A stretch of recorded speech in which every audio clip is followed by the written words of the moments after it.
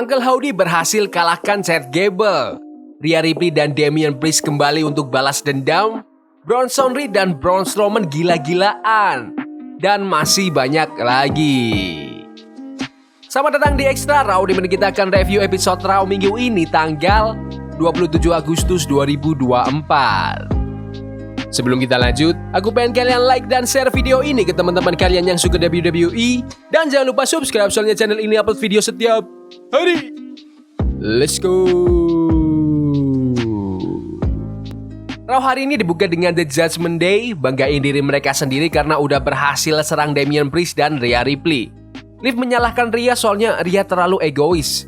Dan Dominic juga umumin niatnya akan menangin turnamen number 1 contender buat gelar Intercontinental. LWO yang dipimpin Rey Mysterio kemudian muncul. Micu adu bacot di mana Rey ngelawan anaknya yang durhaka. Dominic bilang kalau jiwa Dom itu tersesat dan malah jadi bajingan yang lebih nyebelin sejak pacaran sama Liv Morgan. Akhirnya mereka semua ribut dengan LWO yang berhasil lempar semua anggota The Judgment Day keluar dari ring. Segmennya emang ngarah ke Adam Pearce yang waktu iklan ngatur pertandingan 4 lawan 4 antara The Judgment Day dan LWO. Promonya sih biasa aja, tipikal heel yang sombong soalnya minggu kemarin kan mereka ngedominasi. Langsung lanjut aja ke pertandingan pertama di Raw hari ini antara The Judgment Day melawan Latino World Order. Aksinya berlangsung intens, Rey hantam Bulldog ke Balor dan ada move-move spektakuler juga dari anggota LWO. Tapi akhirnya Dominic berhasil ngekunci kemenangan atas ayahnya, Rey, berkat campur tangan dari Liv Morgan. Setelah pertandingan, The Judgment Day lanjutin serangan mereka ke Rey sampai Damian Priest dan Rhea Ripley tiba-tiba masuk ke arena. Damian dan Rhea ngedominasi ring, habisi semua anggota Judgment Day dan berdiri tegak sebagai The Terror Twins untuk akhiri segmen. Pertandingan tag team yang cukup bagus, Dragon Lee gak terlalu kelihatan jadi agak kaget. Kukira WWE itu suka banget sama dia. Spotnya Joaquin yang terbang terus semua anggota LW ngedive bareng juga keren. Akhirnya juga bagus, nunjukin lagi kalau Dominic lebih baik sama Liv soalnya udah 2 kali bantu kalahin Rey Mysterio. Buat kembalinya The Terror Twins sih emang udah diharapkan lah ya. Rhea ngebanting JD itu bikin Rhea Ripley jadi tambah beres juga. Keren. The Miz di interview di belakang panggung renungin perjuangannya yang tujuan besarnya buat menangin gelar Intercontinental yang ke-9 kalinya. Bronson Reed tiba-tiba datang, ngancem Miz. Kalau masalah Bronson sama Strowman udah kelar, Bronson bakal incar The Miz. Sementara itu, Xavier Woods dan Kofi Kingston lagi nyantui bahas peluang mereka buat menangin gelar Intercontinental. Trio Pure Fusion Collective juga dengan percaya diri sombongin diri mereka yang udah bikin banyak bintang wanita di Raw itu cedera. Mereka ancam bakal tambahin lebih banyak korban lagi. Lanjut ke pertandingan tag team antara Damage Control melawan Pure Fusion Collective. Pertandingan berlangsung dengan Shayna dan Zoe pegang kendali tapi gak lama Kairi berhasil balikan keadaan. Tiba-tiba Zelina Vega ikut campur, serang Sonya Deville di pinggiring, kasih kesempatan Kairi buat hantam Zoe pakai insane elbow untuk memenangkan pertandingan. Pertandingannya oke, akhirnya agak sloppy soalnya lebih fokus ke Zelina yang nyerang Sonya padahal Kairi sama Io lagi terbang keren parah. Aku juga lebih suka Damage Control jadi duo gini, lebih kelihatan atletis dan mereka emang bisa lakuin apa aja di ring. Video segmen dari Bo Dallas atau Uncle Howdy nyampaikan pesan ke Chad Gable, bilang kalau Howdy nerima tantangan Gable dan ancam kalau nanti itu bukan hanya sebagai penghakiman, tetapi juga sebuah pembersihan. Drew McIntyre lagi jalan di backstage terus The Miz kelihatan lagi ngobrol sama Karrion Kross kayaknya, atau siapa nggak tahu, komen di bawah kira-kira siapa yang lagi ngobrol sama The Miz. Lanjut ke segmen promo dari Drew McIntyre. Drew ngekritik Punk soalnya udah ninggalin WWE selama 8 tahun. Nyalahin para fans dan penonton soalnya bikin WWE mau ngekontrak Punk lagi. Nyebut mereka lebih pilih nostalgia daripada setia ke roster yang sekarang. Drew peringatkan kalau strap match besok bakal tinggalin bekas luka fisik di Punk. Tiba-tiba Punk nyerang Drew dari belakang, mereka pun saling hajar, tapi Punk berhasil habisi Drew McIntyre sampai Drew kabur ke arah penonton. Cara yang bagus sih buat ngebangun hype pertandingan mereka di Bash in Berlin.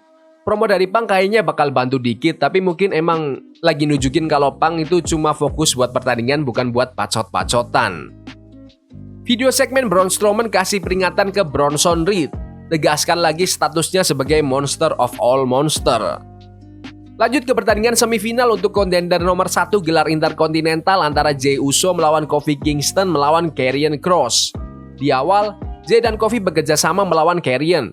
Tapi aliansi itu cepat bubar waktu ketiganya udah mulai saling hajar satu sama lain. Kofi sempat dominasi pakai Trouble in Paradise-nya, tapi Karrion balas pakai Power Bomb.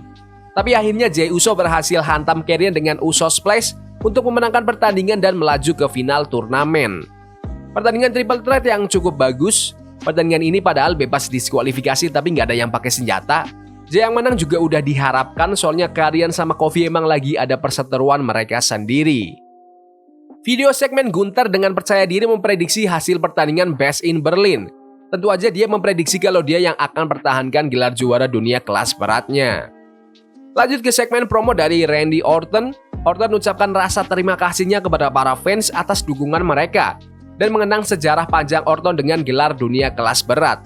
Dia sadar kalau besok bakal bertanding di kandang musuh, soalnya Gunther emang udah jadi legenda di Eropa. Tapi Orton tegasin dia akan kalahin Gunther dan menjadi juara dunia 15 kali. Selesain pertandingan dengan RKO. Promo yang percaya diri dari Randy Orton. Randy emang kayaknya salah satu pegulat yang paling disukai sekarang, 20 tahun lebih nggak pernah surut karirnya. Tapi nggak mungkin si Gunther kalah besok di Best in Berlin. Tapi pertandingannya pasti bakal keren, udah dijamin bakal keren. Video segmen The Unholy Union ngejek Bianca Belair dan Jade Cargill. Nyatakan niat mereka buat buktiin kenapa mereka sekarang menjadi sang juara di Best in Berlin. Lanjut ke pertandingan antara Braun Strowman melawan Bronson Reed. Mereka saling tukar pukulan keras dan hantaman yang impresif.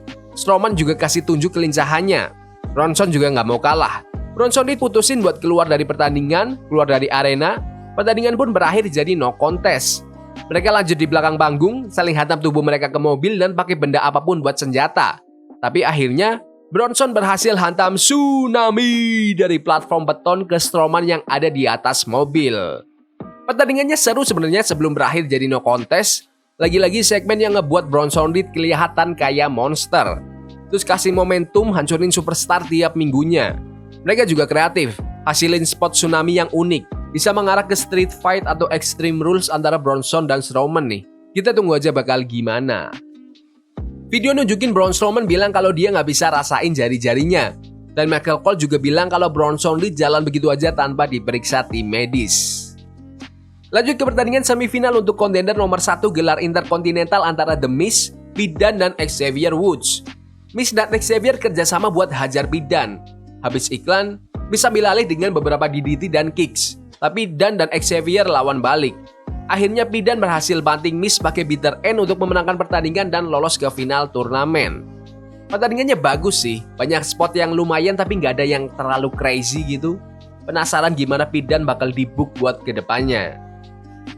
Bron Breakker di interview ngerespon Jey Uso dan ancam Jey untuk berhati-hati karena belum ada anggota dari keluarga The Bloodline yang pernah mengalahkan siapapun dari keluarga Steiner. Sementara itu, Chad Gable berjanji akan bikin Uncle Howdy menyerah karena dirinya itu seorang jenius. Langsung aja ke pertandingan utama di Raw hari ini antara Uncle Howdy melawan Chad Gable. Mereka saling hajar dan banting tapi Gable ambil kendali. Setelah iklan, Gable hantam Howdy pakai splash dan banting pakai angle slam ke meja komentator. Tapi Uncle Howdy masih aja bertahan. Anggota American Made dan The Wyatt Six terlibat, saling hajar di luar ring. Kekacauan itu ngebikin Uncle Howdy bisa banting Chad Gable dengan Sister Abigail untuk memenangkan pertandingan. Kemenangan untuk Uncle Howdy di pertandingannya lumayan sih, tapi masih kurang aja gitu. Presentasi lampu sama asap-asapnya mendukung banget. Kalau nggak ada hal-hal supranatural, pasti pertandingannya B aja. Tapi dieksekusi dengan bagus dan hasilnya juga masuk akal, ngebikin Uncle Howdy dan kawan-kawannya jadi lebih kuat. Raw hari ini diakhiri dengan Uncle Howdy yang selebrasi di atas Chad Gable yang terkapar. Monday Night Raw hari ini lumayan bagus lah. So hari ini nggak naik ke level yang bisa ku bilang mantap. Acaranya solid aja gitu. Alur cerita dari Bronson Reed sekarang yang terbaik di Raw. Keganasan Bronson emang luar biasa. Ngebangun hype buat Best in Berlin yang nggak ada sebulan emang susah sih. Sebenarnya pertandingannya berpotensi, cuma kurang waktu aja. Promo Randy Orton solid. Segmen Punk dan McIntyre juga solid, dan segmen Damian dan Rhea yang balas dendam juga udah ketebak. Banyak pertandingan yang menghibur. Jey Uso dan Pete Dunne dapat kesempatan buat raih gelar Intercontinental, dan di acara utama, Uncle Howdy sukses di debut in ringnya. Jadi secara keseluruhan Raw hari ini tuh solid. Kalau menurut kalian gimana Raw minggu ini? Bagus? Gak bagus? Komen di kolom komentar. Ya udah gitu aja video hari ini. Jangan lupa like dan subscribe ke channel ini karena aku pengen 6.000 subscriber di bulan ini. Tolong bantu. Yes boy, see you. Forbidden fire on Nico, burning for love we can hold. I wish we were